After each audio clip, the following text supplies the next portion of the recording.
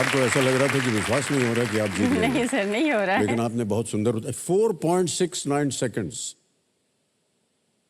अच्छा, ये जो गंगा जमुना बहना शुरू हो गया, ठहर जाइए, इसका भी उपाय है हमारे पास। नहीं सर, वो बहने दीजिए। हाँ, ठहर जाइए, क्या है?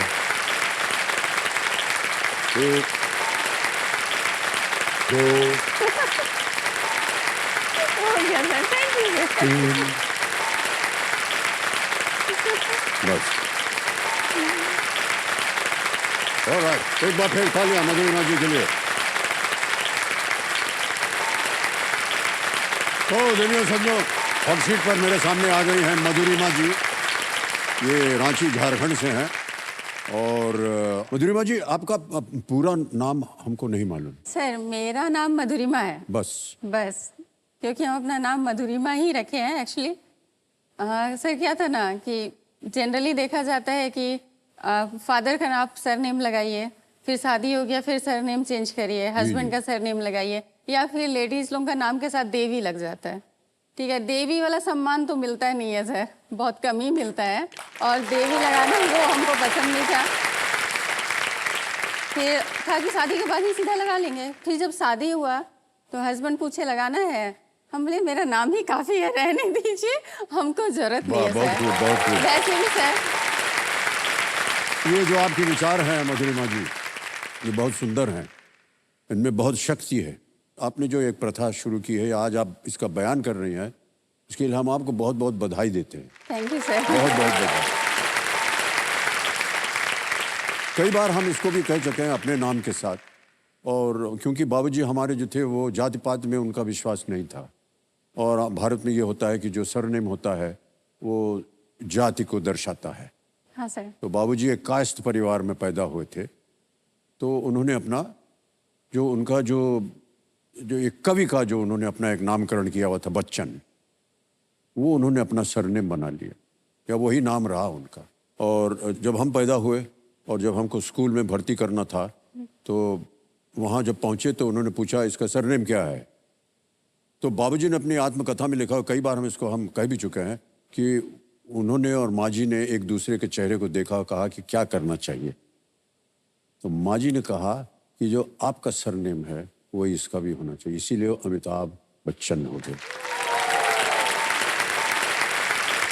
बहुत अच्छे विचार हैं आपके मधुरिमा। सरनेम को लेकर हमको बहुत बार प्रॉब्लम भी आया है। हाँ, और ये सरनेम को लेकर के और जाति पाति को लेकर के बहुत प्रश्न उठाए जाते हैं। बहुत होता है सर, ग्रुपिंग हो जाता है। अब वर्किंग प्लेस में भी ग्रुप बना लेते हैं लोग। वो आपको मालूम है, वो सेंसस होता है ना देश में। हाँ। लंबा चौड़ा एक चिट्ठा होता है, नाम, उम्र, हाइट, वेट, और उसमें एक है कास्ट। हाँ, कास्ट भी तो रहता हमने है। उसको भरा नहीं, तो बोले सर आपका कास्ट क्या है। हमने कहा हमारा कास्ट है भारतीय। तो बोले नहीं सर, आप ये तो हम जानते हैं। नहीं सर, आपको कास्ट भरना पड़ेगा। हमने कहा जाओ, नहीं भरेंगे, हमारा है ही नहीं कोई कास्ट, हम भारतीय हैं। कास्ट सेंसस भी तो होता है ना सर, अभी भी तो बहुत सारे स्टेट में भी हो रहा है। और अगली बार आएगा तो हम बोलेंगे हम भारतीय हैं, चंद्रयान पे हमने विजय प्राप्त किया।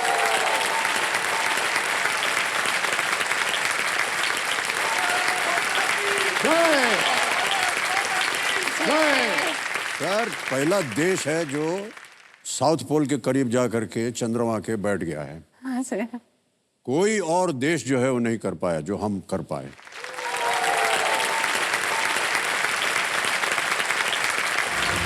मधुरिमा जी हमारे सामने है, रांची झारखंड से, सेक्शन ऑफिसर हैं forest environment and climate change department में। हमें बताएंगे इसके बारे में और कुछ मधुरिमा जी। सर क्या करता है ये, क्या कार्य होता है आपका दिन भर? अभी जो हमको फॉरेस्ट में जो वर्क मेरे पास है वो है कि जैसे आपका वन भूमि होता है, उसमें अवैध रूप से लोग कुछ कब्जा कर लेते हैं। जी बिल्कुल जी। या फिर माइंस भी होते हैं ना उसमें, तो उसमें अगर अवैध रूप से कोई खनन करते हैं तो उससे रिलेटेड मैटर अभी हम देखते हैं। अभी जो है फॉरेस्ट में जैसे कि एनवायरनमेंट है, क्लाइमेट चेंज की बातें हैं, इसके बारे में क्या किया जाए? हम देखते हैं कि अभी देखिए तो उत्तराखंड में और हिमाचल में पहला बात तो सर डेवलपमेंट के नाम पे ना इतने पेड़ को काट दिया जाता है ना। बस यही कहने वाला था। एक तो ग्लोबल वार्मिंग भी, आपका जो लैंडस्लाइड वगैरह हो रहा है, नहीं जरूरत है सर, नहीं। ऐसा डेवलपमेंट का क्या फायदा जी जी कि आपका जीना ही मुश्किल हो जाए, आप जी ही नहीं पाए आगे। आप इन फ्यूचर जो हमारे बच्चे हैं उन लोगों को तो ज्यादा प्रॉब्लम होगा सर। बिल्कुल बिल्कुल जी। और आप देखिएगा ना सर, हर जगह रोड बन गया है या बिल्डिंग्स है, कहीं पे ग्राउंड वाटर जाने का रास्ता ही नहीं है। आपका बारिश का पानी वो सीधा निकल जाता है, जी आप जमीन छोड़ते ही नहीं है कहीं। ग्लोबल वार्मिंग को सर कम करना बहुत जरूरी है। जी जी, बहुत आवश्यक बात है ये, बहुत अच्छी बात है। सर अभी तो लाइफ ठीक चल रहा है, लेकिन एक टाइम था ना कि ये अमाउंट जो है ना सर हम लोग के लिए बहुत ज़्यादा था। हम आपको एक कहानी बताते हैं अपने लाइफ का। 92 का बात है सर, क्रिकेट खेलते हुए ही मेरा ये हैंड फ्रैक्चर हो गया था। और ये जो है बोन वो डिसलोकेट हो गया था। ओहो, ठीक है, उस वक्त हम पापा को सैलरी आता था 7 तारीख को, जनरली 7 को या 8 को मंथ में। तो मेरा जो हैंड फ्रैक्चर हुआ था वो 4 तारीख को हुआ था, 4 फरवरी को। तो घर में तो पैसा रहता नहीं था, लास्ट मंथ होते होते बहुत दिक्कत शुरू हो जाता था। मम्मी घर पे थी नहीं उस वक्त, आई देखी हमको रोते, तो मम्मी को पहले टेंशन हो गया कि मेरे पास तो पैसे ही नहीं है, क्योंकि मम्मी के पास उस वक्त 10 रुपये ही थे, पैसा नहीं था कि वो करवा पाती इलाज।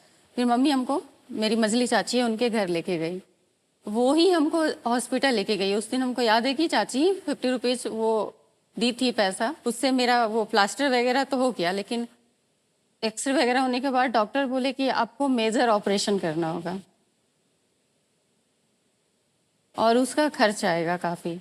घर में पैसा नहीं था और मम्मी मतलब हमको लेके आई। हमको आज भी याद है, हम लेटे हुए थे, मम्मी रो रही थी और पापा आए ना, पापा भी घबरा गए। मम्मी बोली डॉक्टर ऐसे ऐसे बोले हैं। तो पापा का सैलरी आता था 7 तारीख को, डेट ऑपरेशन का 8 तारीख को रखाया था। क्या कर रहे थे काम आपके पिताश्री?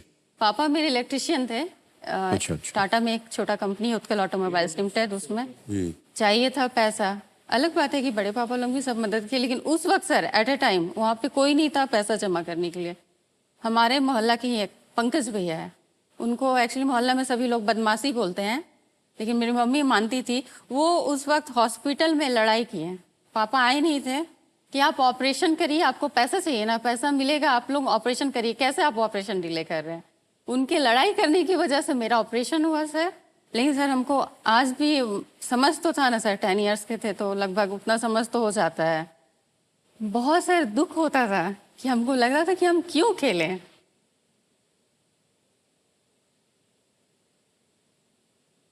क्यों खेले, क्यों गिरे, क्यों टूटा, क्योंकि मम्मी पापा को उस समय हम बहुत परेशान देखे सर।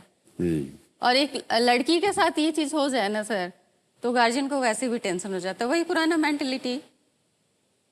बहुत सारी चाची लोग अगल बगल जो रहती है वो हमेशा मम्मी को बोलती थी कि इसका तो मतलब अपनी लैंग्वेज में बोलती थी, इसका तो दबा के शादी करना होगा। दबा के मतलब कि छुपा के जैसे तैसे किसी से भी कर देना होगा, इससे कौन करेगा शादी, क्योंकि इसका हाथ टूटा हुआ है। दबा के करने का मतलब कह रहे हैं कि किसी तरह छुपा के करो। छुपा ताकि के नहीं सर, मतलब जो जैसा लड़का मिल जाए, जिस टाइप का भी मिल जाए कर दो। एक तो 3 बेटी है, बड़े सर हम थे, आपके घर में पैसा नहीं है, दहेज का तो सिस्टम आप जानते हैं अभी भी है, दहेज बहुत चलता है सर।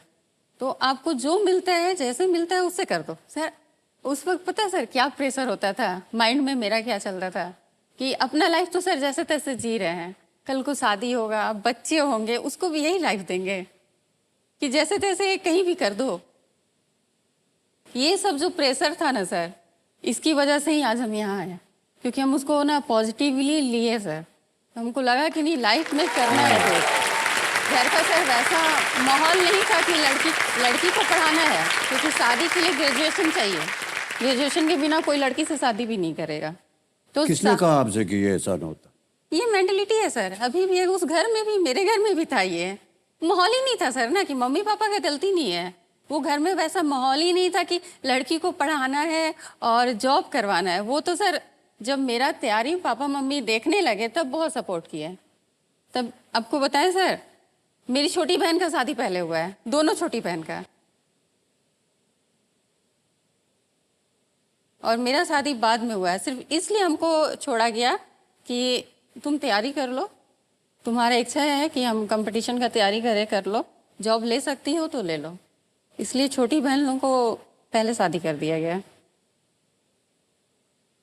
तो उस वक्त सर जो मम्मी बताती है ना कि पूरा 10,000 खर्च हुआ था, कैसे मैनेज किए हैं वो हम लोग ही जानते हैं, वो हमेशा बोलती है हमको। तो इसलिए सर ये 10,000 ना बहुत मायने रखता है सर। आपकी बातें सुनकर हमको बिल्कुल अच्छा नहीं लग रहा, और हमारे जितने भी दर्शक हमारा कार्यक्रम देख रहे हैं, ये जो दहेज का मामला है इसको ख़त्म करना चाहिए समाज से, और एक महिला के प्रति इस तरह की दृष्टि रखना ये बहुत ही गलत बात है। सुनकर बड़ा अजीब लगता है मधुरिमा जी, और वास्तविकता जो है वो अभी भी देश के अंदर है इस तरह की, इससे हमको बहुत कष्ट होता सर है। वो खुद पे डिपेंड करता है जी, कि जी। आप कैसे रिकवर करते हैं उससे, क्योंकि अगर आप हार मान लीजिएगा तो कुछ नहीं कर पाइएगा। या। और तकलीफ जो है ना सर, आपको आगे बढ़ने के लिए ना बहुत हौसला देती है। जी, लेकिन आप कितना अच्छा एक उदाहरण बन गई हैं, इसके बारे में हम आपकी तारीफ करते हैं, ताली बजाते हैं आपकी। Thank you sir. हार नहीं मानी आप मधुरिमा जी, नहीं सर, और अभी भी समाज नहीं के मान साथ रहे आज हैं। आपने लड़के दिखा दिया है, दिल की बात बोल दी है। लाखों लोग, करोड़ों लोग इस बात को सुनेंगे और अपने आप के ख्यालों को परिवर्तित करने की कोशिश करेंगे। ऑलराइट।